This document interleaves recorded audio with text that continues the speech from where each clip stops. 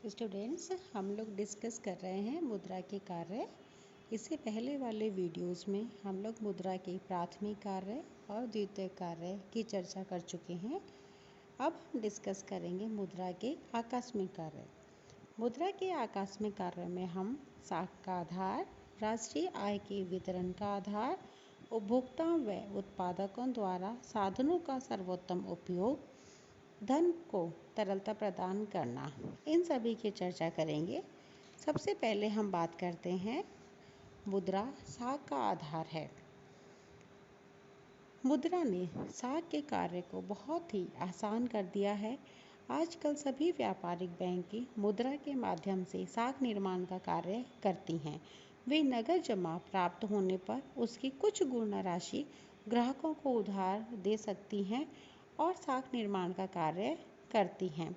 कोई भी बैंक कितना साख निर्माण करेगा यह मुद्रा की मात्रा पर निर्भर करता है। जितनी ज़्यादा मुद्रा होगी उतना ही ज़्यादा साख निर्माण होगा, जितनी कम मुद्रा होगी उतना ही कम साख निर्माण होगा। यानी व्यापारिक बैंकों के साख निर्माण का मुख्य आधार मुद्रा है, क्योंकि व्यापारिक बैंक मुद्रा के माध्यम से साख निर्माण का कार्य कर सकते हैं। वे कुछ जमा राशि अपने पास में रखते हैं और शेष राशि को उधार देकर साख निर्माण के कार्य को करते हैं। अतः मुद्रा साख का आधार है। राष्ट्रीय आय के वितरण का आधार। उत्पादन कार्य उत्पादन के पांचों साधनों के सहयोग से ही संभव होता है। उत्पादन के 5 साधन यथा श्रम, भूमि, पूंजी, साहस व प्रबंध है। उत्पादन के इन साधनों को प्रतिफल मुद्रा के रूप में सुगमता पूर्वक चुकाया जा सकता है।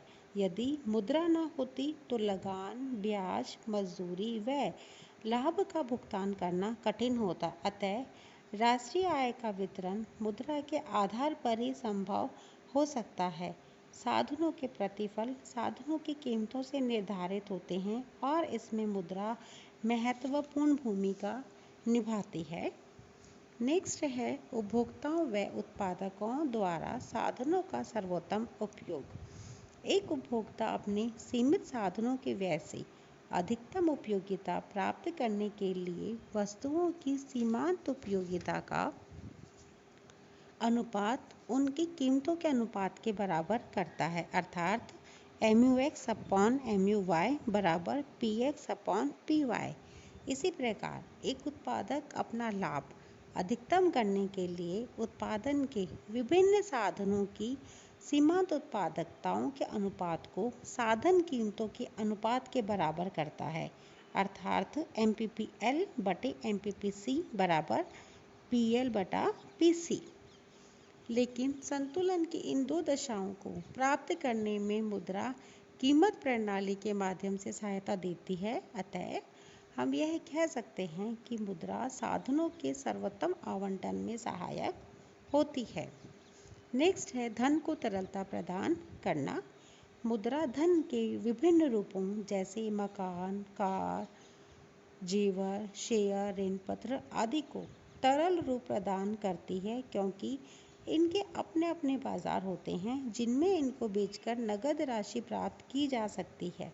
इस प्रकार मुद्रा धन के विभिन्न रूपों का न केवल मूल्य आंकती है बल्कि इनको आवश्यकता अनुसार तरल रूप भी प्रदान करती है। इससे परिसंपत्तियों को मुद्रा में व मुद्रा को परिसंपत्तियों में बदला जा सकता है, जिससे पूंजी की उत्पादकता भी बढ़ती है।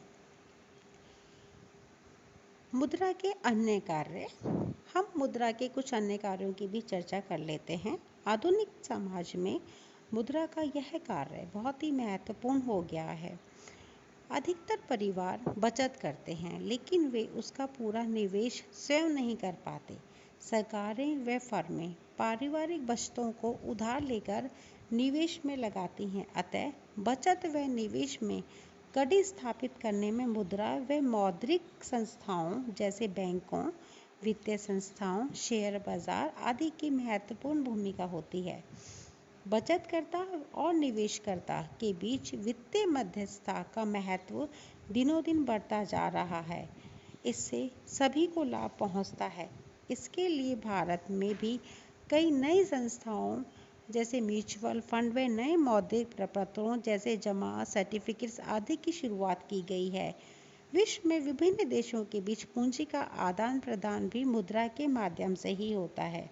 अतः हम यह कह सकते हैं कि मुद्रा वह धुरी है जिसके चारों तरफ आर्थिक विज्ञान चक्कर लगाता है।